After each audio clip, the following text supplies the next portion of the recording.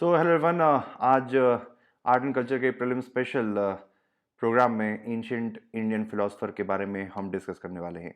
ठीक है, तो ये एक थोड़ा सा फैक्चुअल होगा क्योंकि इन सारे जितने भी फिलोसफर्स हैं उनके लाइफ के बारे में हम डिस्कस करेंगे और उनका क्या कंट्रीब्यूशन था, इन सब चीज़ों पे नज़र रहेगी। तो मैं आई ए सोशल के चैनल पे आप सभी का स्वागत करता हूँ।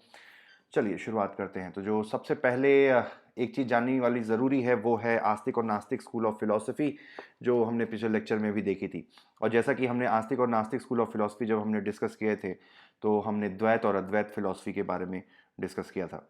ठीक है, तो चलिए शुरुआत करते हैं, देखते हैं कि ये कौन सी फिलॉसफी थी और किस तरीके से इसका जन्म हुआ और इन फिलोसफर्स का क्या कंट्रीब्यूशन था।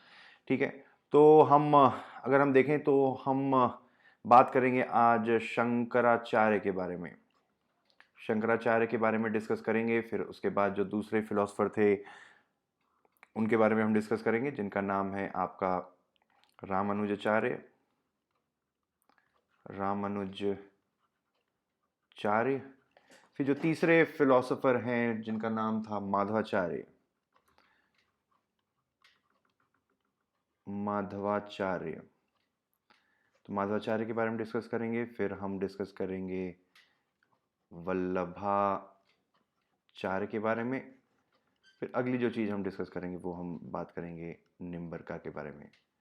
तो ये 5 फिलोसफर्स हैं। ठीक है, 5 फिलोसफर्स, 5 एंशंट फिलोसफर्स जिन्होंने बात की थी द्वैत और अद्वैत फिलॉसफी की। तो ये द्वैत और अद्वैत फिलॉसफी के ये 5 फिलोसफर्स हैं। तो चलिए एक एक करके इनके बारे में देखते हैं। तो सबसे पहला नाम आता है शंकराचार्य का। शंकराचार्य। तो शंकराचार्य की बात करें तो शंकराचार्य का जन्म केरल में हुआ था अराउंड 788 एडी के समय में। ठीक है, फिर शंकराचार्य ने अद्वैत फिलॉसफी की बात की थी। अद्वैत और द्वैत फिलॉसफी क्या होती है वो आप हमारी प्लेलिस्ट में जाकर देख सकते हैं। अद्वैत फिलॉसफी के ये फिलोसफर थे। और उसके अलावा अगर हम बात करें तो इन्होंने बहुत सारी कमेंट्रीज लिखी आपकी उपनिषद्स के ऊपर बहुत सारी कमेंट्रीज लिखी। फिर इन्होंने भगवत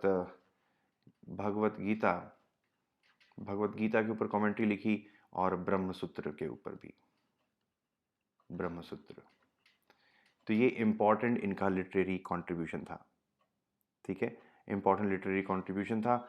और ये शिव के उपासक थे। He was the worshipper of Shiva. और फिर आगे बात आती है कि अगर हम इनकी कोर फिलॉसफी की बात करें, आइडियोलॉजी की, तो इन्होंने 2 बातें कही थी। पहली चीज़ तो ये है कि आत्मा और परमात्मा के बीच में कोई भेद नहीं है। यानी कि यूनिवर्स और गॉड के बीच में there is no difference, they are both same. इसी को कहते हैं अद्वैत यानी कि नॉन डुअलिज्म, या जिसको हम मोनोइज्म भी कहते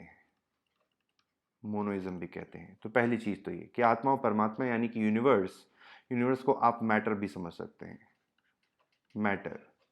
ठीक है, एंड गॉड को आप समझ सकते हैं ब्रह्म। इन्होंने कहा था, इसी क्रम में इन्होंने कहा था ब्रह्म सत्य जगत मिथ्या। कहने का मतलब है कि गॉड इज ब्रह्म यानी कि God is the only reality, and this जगत यानी कि जो हमारा यूनिवर्स है, जो हमारा वर्ल्ड है, इट इज़ एन इल्यूजन। ठीक है, तो God is the only reality and world is the illusion. तो ये बात कही थी इन्होंने। फिर अगली बात उन्होंने कहते हैं, अगर शंकराचार्य की अगली बात के बारे में देखें तो इन्होंने बोला था कि नॉलेज से किसी भी व्यक्ति को मुक्ति मिल सकती है। नॉलेज से मुक्ति मिलने की बात कही थी। ठीक है, तो ये शंकराचार्य का कंट्रीब्यूशन है। उसके अलावा शंकराचार्य ने हिंदू धर्म के रिवाइवल पे काफ़ी काम किया। ठीक ठीक है, the credit for reviving Hindu religion can be attributed to the deeds of Shankaracharya. तो चलिए अब देखते हैं कि हिंदू रिवाइवल के लिए उन्होंने क्या क्या काम किए। तो सबसे पहली बात है कि उन्होंने हिंदुस्तान के 4 कोनों में 4 मठ एस्टैब्लिश किए। अगर मैं मैप बनाता हूँ तो इंडिया के 4 कोनों में पहला हो गया आपका बद्रीनाथ, फिर पुरी, फिर कर्नाटक में श्रृंगेरी और गुजरात में द्वारका। तो हिंदुस्तान के 4 कोनों में इन्होंने 4 हिंदू मठों का को एस्टैब्लिश किया, जिसकी वजह से एक तरीके से हिंदुस्तान में कल्चरल यूनिटी आई। पहली बार जो हिंदुस्तान एक तरीके से एक आइडियोलॉजिकल कंट्री था, ठीक है, एक तरीके से इमेजिनरी कंट्री था, उसको एक ज्योग्राफिकल एंटिटी देने का काम किया शंकराचार्य ने। जब हिंदुस्तान के अलग अलग ज्योग्राफिकल लोकेशंस पे 4 अलग अलग कोनों पे उन्होंने 4 हिंदू मठों को एस्टैब्लिश किया, ठीक है। फिर दूसरी चीज़ कि बुद्धिज़्म के जो संघा सिस्टम था, जो बुद्धिस्ट संघ सिस्टम था, उसी से इंस्पायर होके उन्होंने हिंदुइज्म में सन्यासी कल्ट की शुरुआत की। ये सन्यासी बौद्ध भिक्षुकों के रूप में ही रहेंगे, लेकिन ये हिंदू धर्म के प्रचार प्रसार में काम करेंगे। तो दूसरी चीज़, हिंदुइज्म को प्रमोट करने का काम किया। फिर तीसरी चीज़ उन्होंने बात की, इन्होंने स्मार्टिज्म सेक्ट की शुरुआत की। स्मार्टिज्म सेक्ट की शुरुआत इसलिए की क्योंकि पहले क्या था, वैष्णव और शैवाइट 2 सेक्ट थे हिंदुइज्म में, और कई बार इनके बीच में कॉन्फ्लिक्ट भी होती रहती थी, वैष्णविज्म और शैविज्म के बीच में कॉन्फ्लिक्ट होती रहती थी। तो इस वजह से उन्होंने स्मार्टिज्म सेट की शुरुआत की कि अगर आप स्मार्टिज्म सेट को फॉलो करते हो तो आप 5 हिंदू देवी देवताओं को एक साथ पूजा कर सकते हैं, जिसमें आपके शिव आएंगे, फिर उसके बाद आएंगे विष्णु, फिर तीसरे आएंगी आपकी शक्ति, फिर उसके बाद Ganesh, and fifth one is sun. तो 5 देवी देवताओं की पूजा आप एक साथ हिंदू धर्म के अंदर रहते हुए कर सकते हैं, और इसको कहा गया स्मार्टिज्म। और स्मार्टिज्म जो सेक्ट था, ये हिंदुइज्म की पुराण के ऊपर बेस्ड था, ठीक है, पुराण के ऊपर बेस्ड था, जो कि एक ऑर्थोडॉक्स हिंदू फिलॉसफी है, ठीक है। तो ये हो गया उनका कंट्रीब्यूशन शंकराचार्य का। चलिए आगे चलते हैं। अगले जो इम्पोर्टेंट फिलोसोफर आते हैं उनका नाम है रामानुजाचार्य, ठीक है। जो सेकंड इम्पोर्टेंट फिलोसोफर हैं उनका नाम है रामानुजाचार्य। तो चलिए देखते हैं रामानुजाचार्य के बारे में। देखें तो रामानुजाचार्य का जन्म, ठीक है, तमिलनाडु में हुआ था। तमिलनाडु में इनका जन्म हुआ था। फिर अभी जो रिसेंटली स्टैचू ऑफ यूनिटी बनाई गई, वो रामानुजाचार्य की बनाई गई है, ठीक है। और इनके लिए स्टैचू ऑफ यूनिटी इसलिए बनाई गई क्योंकि इन्होंने कास्ट सिस्टम और अनटचेबिलिटी के खिलाफ काम किया। उन्होंने इक्वालिटी की बात की। इस वजह से स्टैचू का नाम स्टैचू ऑफ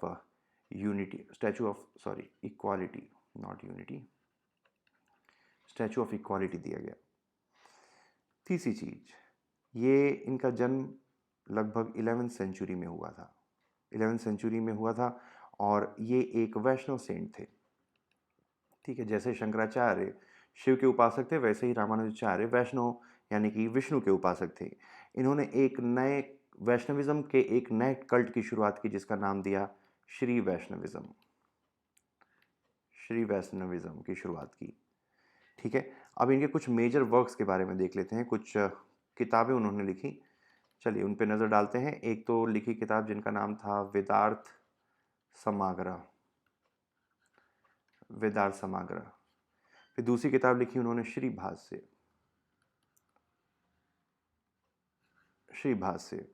और तीसरी इंपॉर्टेंट किताब लिखी भगवत गीता भाष्य।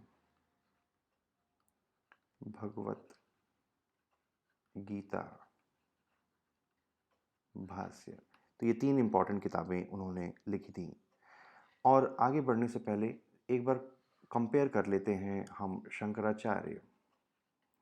शंकराचार्य और रामानुजाचार्य की टीचिंग्स में। तो पहली बात है, शंकराचार्य ने अद्वैत फिलॉसफी की बात की थी और रामानुजाचार्य ने विशिष्ट अद्वैत की बात की। विशिष्ट अद्वैत यानी कि क्वालिफाइड मोनोइज्म भी कहा जाता है इसको, क्वालिफाइड मोनोइज्म। दूसरी चीज़ ये है कि शंकराचार्य ने बोला था कि नॉलेज से आदमी को सैल्वेशन मिलेगा, ठीक है, नॉलेज से सैल्वेशन मिलेगा। वहाँ पे रामानुजाचार्य ने बोला कि भक्ति मार्ग पे चलते हुए ईश्वर की भक्ति करके आपको मुक्ति मिलेगी, ईश्वर की भक्ति से आपको मुक्ति मिलेगी, ठीक है। तो ये एक इम्पॉर्टेंट डिफरेंस है। और तीसरा इम्पॉर्टेंट डिफरेंस है, शंकराचार्य ने बोला था कि ब्रह्म जो है वही सत्य है और ये जो जगत है यानी कि जो वर्ल्ड है ये इल्यूजन है। जबकि रामानुजाचार्य ने कहा था कि ब्रह्म प्लस जगत दोनों ही सत्य है, ठीक है, ब्रह्म और जगत दोनों ही सत्य है। शंकराचार्य ने बोला था कि ब्रह्म सत्य है, जगत मिथ्या है। लेकिन रामानुजाचार्य ने बोला कि भाई ब्रह्मा और जगत यानी कि यूनिवर्स एंड गॉड यानी कि matter and God both are equally real, ठीक है। तो ये डिफरेंस हो गया आपकी शंकराचार्य के बारे में और रामानुजाचार्य का। तो ये रहा पहला पार्ट वैदिक फिलोसफर्स का। सेकंड पार्ट में हम बाकी के जो 3 फिलोसफर्स थे, माधवाचार्य, वल्लभाचार्य और निम्बर का, इन तीनों के बारे में डिस्कस करेंगे, ठीक है। तो अगले लेक्चर में इसके बारे में देखेंगे। अगर आपको ये लेक्चर पसंद आया तो इसको जरूर सब्सक्राइब कीजिएगा। तो thanks for watching, have a nice day, all the best.